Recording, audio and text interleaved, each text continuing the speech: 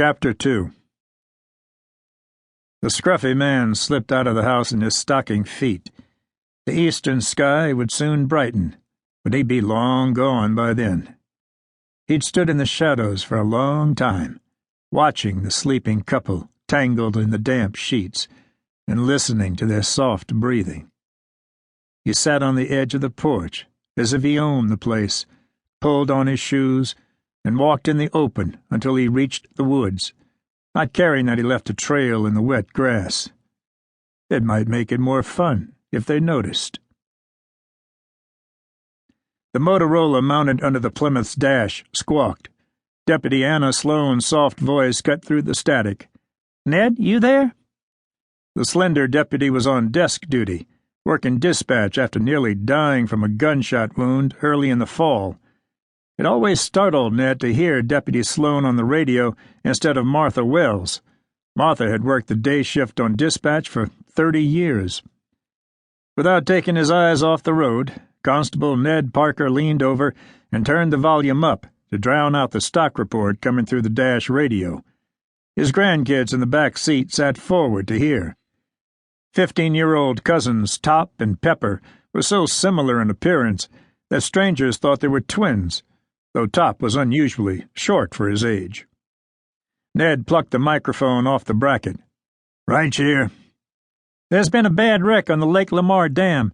Somebody missed the curve and went off the backside." "Oh, my God." In the passenger seat, Ned's Choctaw wife, Miss Becky, covered her mouth and closed her eyes, saying a quick prayer for those in the car. Ned stomped the foot feed, and the Plymouth Fury's big engine roared. They were on Highway 271 and had to loop through Powderly to come in from the east side. "I'm on the way, but don't you try to come out here. You ain't healed up enough yet." "I won't." Miss Becky patted the big purse in her lap, as if that would emphasize her words. "Drive careful, Ned. Don't forget them kids in the back." Top frowned in exasperation. "I'm not afraid of going fast." Ned ignored the boy's comment as warm, humid air blowing through the open window threatened to snatch the hat off his head.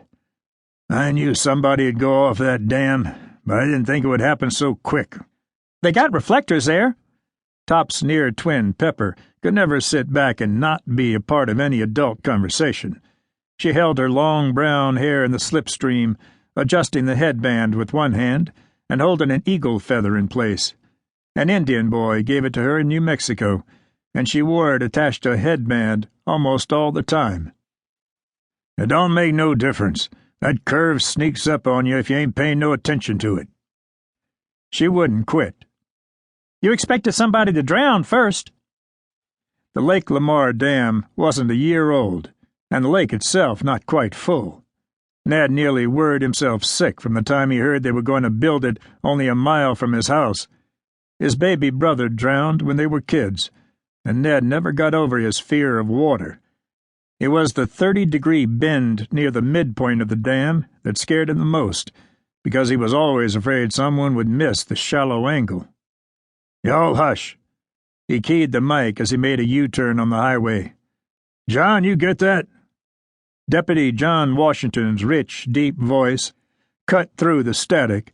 The huge, almost mythical black deputy was always at Ned's side. "On the way, Mr. Ned." The familiar voice of Sheriff Cody Parker came through.